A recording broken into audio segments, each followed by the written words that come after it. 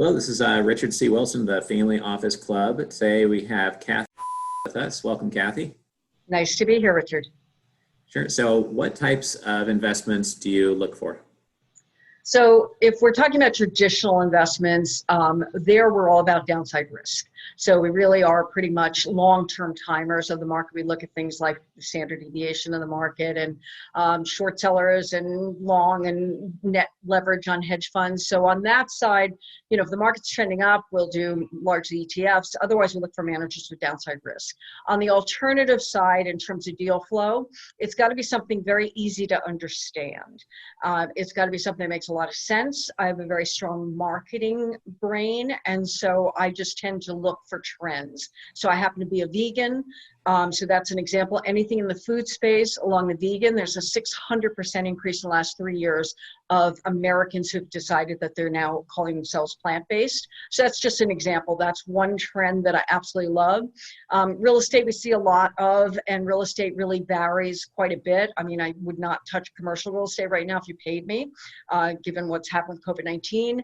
I don't do anything that harms animals because I am vegan, and I'm careful about products, so right now resale is another huge category. Resale is going to be 39 billion by 2025. So we have a vintage startup that's attractive. So really for me, it's got to fit in ethically for me. And then it's also got to make sense in terms of the market, on where the market's going, where the market's growing.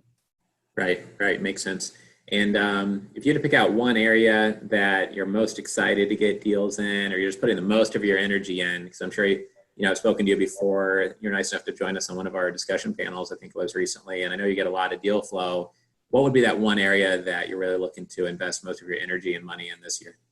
So I also rescue animals. So my personal passion is pets. And anything in the pet industry, pet and health is growing.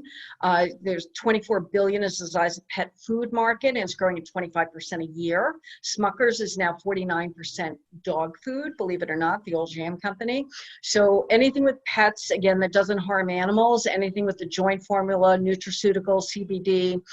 Even I was just talking to a dog food founder, and he just created a product for running with his dogs, because if you're running with multiple dogs, it creates an issue. There's no one utility belt that can hold your water, your poop picker up the bags, and be able to handle multiple leashes, and maybe have a water bottle for your dogs as well. So anything in pets, I would say, is my number one passion. Yeah, that's great. Okay. And what would be your number one piece of advice for investors or investment firms listening? It could be related to anything that you've learned along the way in terms of deal sorting, due diligence, investments in general. So everybody thinks whatever they've created is the greatest thing since sliced bread, and they do an awful lot of cold, and a lot of times their opening line can be either rude, obnoxious, a turnoff, or they hammer you with emails. And essentially when you hammer me with emails, I just go into that unsubscribe button, or I put you into junk. So I would say really the number one mistake if you're trying to get to your end user or an advisor who can then introduce you to potential clients is really try to create a relationship. Find out what it is that they need and work on supplying the relationship. I call a lot of people hit and run networkers. So they get on a call, it's a 30-minute call. You can't really get to know anybody in 30 minutes. And so all you're doing on that is a hit and run, seeing if there's any low-lying fruit. So that's not going to be a way to develop a relationship. So I would say that's the number one mistake I see on people trying to get to the end user. Yeah, I think that's so good. I think it's like one of my favorites out of the 75 of these investor interviews we've done.